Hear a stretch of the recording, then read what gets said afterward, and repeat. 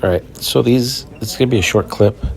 I'm just going to talk about BMW, Aprilia, and CFMoto. Okay, so I went to the BMW demo day. I don't want to say it was a hot mess, but they didn't really tell you what bike you were looking at to ride, like on an iPad or anything. It was on a piece of paper, so it felt very generic and kind of, I don't want to say dumb, but just it wasn't organized properly. And they would call out names instead of saying, hey, this is the time that you're going to ride. They just call out names and be like, hey, you're going to get this bike, and it's a 20-minute ride. And I saw an adventure bike, and I saw a low one, and I said, hey, I want that one. I think it was, I don't remember, GT 1000, and they had another one. It was a black one that was high top. I mean, super tall. And I barely fit on that. I mean, I was tippy toes. And so I told the guy, hey, I don't feel really comfortable. Can I ride this other one? He's like, oh, well, you have to wait another round because there's a group of people. And he's like, just ride it. It's fine. You're on your tippy toes. You can do it. So I said, okay.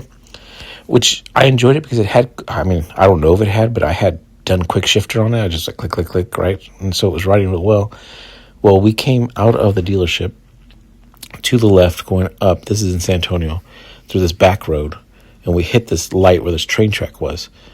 Well, when we got there, I can't see. There's a blind spot on the left side, and I couldn't see. And they didn't have somebody pull out in front to let everybody, go to block the traffic. And obviously, we're not going to hit the red light, right? Because we don't have enough weight on us to hit that light to make it change to green. So everybody just kind of went on their own, but I couldn't see anything.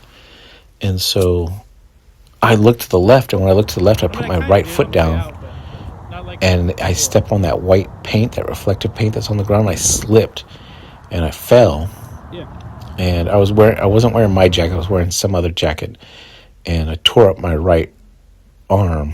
But I didn't put my hands down because I had broken both my wrists a few months before, so I didn't put my hands down. I just put my elbows straight down and rolled off the bike because I slipped, and that bike was heavy and it pushed me, and I dropped the bike. Of course, I broke the hell's it called, the blinker, and they have some fog light that's on there, Adventure fog light or something, and I damaged part of the I call it steering wheel, the handlebar, and then just a little bit of a scrape on the back bag. And so I picked it up, and I didn't notice anything else.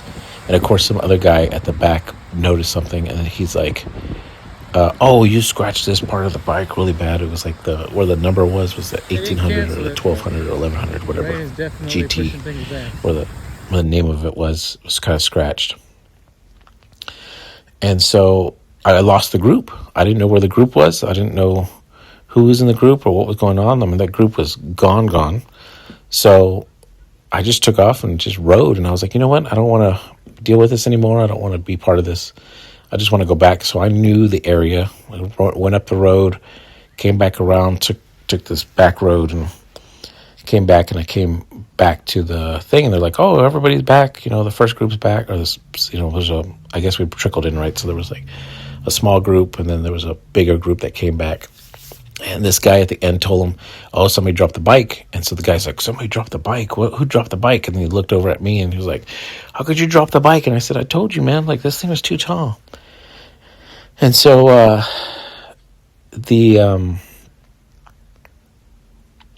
was I saying? Oh, so then I was like, whatever. I don't, he's like, oh, I need your insurance and all this stuff. And I was like, yeah, sure, whatever. Here's the insurance, I guess. I don't care. And I scraped up my arm. Well, I have these Icon pants that I've shown in one of the other videos.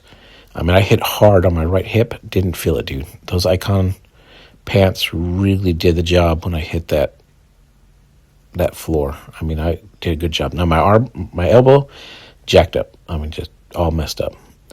So BMW called me, said, hey, if it was just the headlight and the... what was it, the bar, the throttle area, he wouldn't have cared, right? That's $100 something, $200. But it was the fairing, the light, that adventure light, the bag, and the that front part. He's like, oh, I've got to replace that whole thing. So I was like, okay, whatever. Just call the insurance. It came out to like $900 something, but it was like $1,300, and then they did some kind of discount. It was $900 or something. But I was like, I don't have that cash on me, so yeah, just call the insurance and fix it. And so, but the BMW was not that great. I didn't really enjoy it. It wasn't a good event.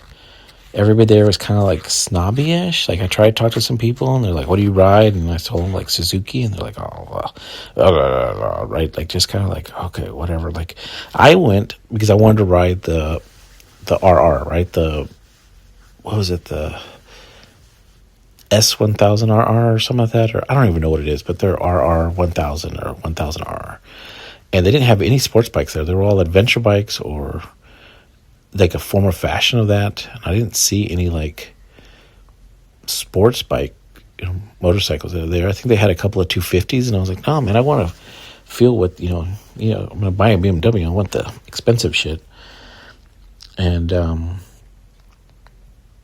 so BMW kind of sucked. It left me a bad taste. I'm never going to buy a BMW anyway, but I wanted to go check it out. And my kid was all freaking out because I crashed. And he's like, oh my God, is Dad okay? And I was like, yeah, I'm fine. Then I went to CFMoto, and CFMoto was fun. Everybody there was really chill. Everybody's like, hey, what do you ride? And I said this. And I go, the CFMoto, I want it to be a track bike. I want to see what the 675 feels like. And my kid would be like, 6.7, being stupid. But he's like, don't crash, Dad. And I started laughing. I was like, I'm not going to, hopefully. And so I got on the CFMoto, of course, right, like that weekend that was raining, and it didn't rain. And so we took off. We went the back roads. I mean, it was really nice and smooth. I mean, that CFMoto's quick shifter is nice. It's a little bit better, I feel, going up. It doesn't have quick shifter down, but going up compared to the Suzuki, like the Suzuki feels a little chunky, cluck, cluck, cluck. But the quick shifter on the CFMoto felt really good. And I mean, I liked the bike. My left wrist was hurting a little bit, because of the lean angle. There's another guy who's a little bit taller, longer reach. He didn't have as much of a problem as I did. I'm a little bit shorter. And me and him talked, and we loved the CFMoto. It was great, and everything was cool. And we were kind of going back and forth. They wanted to get as many people in the ride as possible, so we really didn't talk too much. It was a 20-minute ride.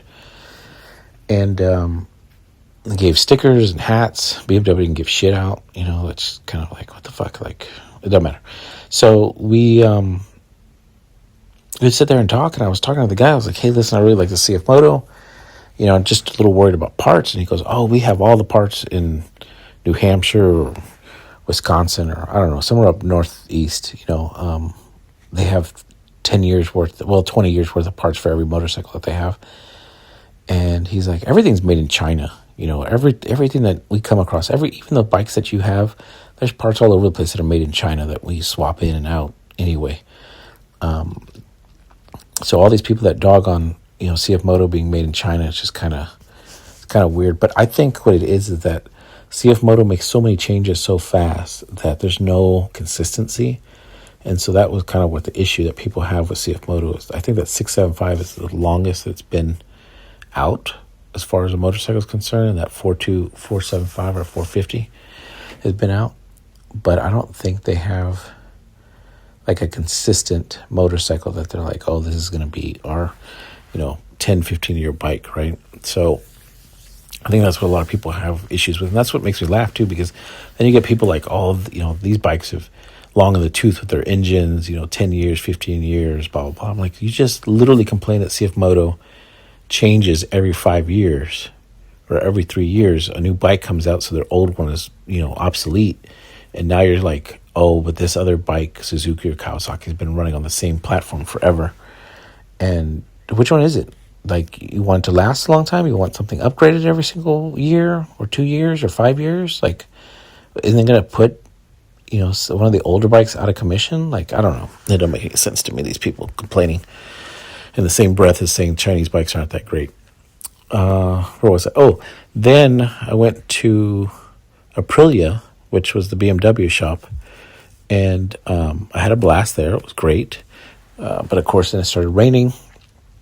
I was going to get on the bike, and as I were getting on the bike, or as we were getting ready to set up to get our names in, they also gave us keychains, stickers, little lanyards, and I was just like, I don't understand how BMW is supposed to be this awesome, amazing thing. They don't give you nothing at the event, and then you go to these cheaper, I don't want to say Aprilia is cheaper, but you know what I mean, like these other events, and they give you all this free swag, and you're just, and you feel like more of a community with, I'm not joking, with the CFMoto people, they seem down to earth, regular people. The Aprilia people seemed really nice. Everybody talked there. Nobody was stuck up. But the BMW group was very if you weren't part of their little groupie groups, you couldn't really they were standoffish. They didn't really talk to you. I was like, that's kind of weird. But anyway, so the Aprilia was nice. It looked gorgeous. I mean, you can see some pictures probably 6 minutes ago or something, but we just couldn't ride the Aprilia. But I really appreciate that kind of camaraderie. I don't know how to call it, that group mentality as far as CFMoto. They were really down to earth talking to you. They weren't standoffish or anything. And the Aprilia was the same way. They talked to you, sat there, they smiled, did their thing. So as far as a person-to-person thing, BMW might look nice, but the demo day was just trash. The Aprilia day, even though it was trash because of the rain, they still, they were pretty good. Everybody was nice to you, talked to you about the bikes and everything. And CFMoto, same thing. It rained, but everybody was really chill and cordial, and talked to everybody about everything. So I'm more I know, I get it, right? They're salespeople, so they have to be. But I felt more at home with the CFMoto than Aprilia than, I guess, BMW. I went to a dealer day with Honda, demo day with Honda, and they were pretty chill too, but that was a long time ago. That was 2-3 years ago. So other than that is basically my demo day stuff. You can ask any questions about any of the motorcycles. They were pretty cool, but that's it.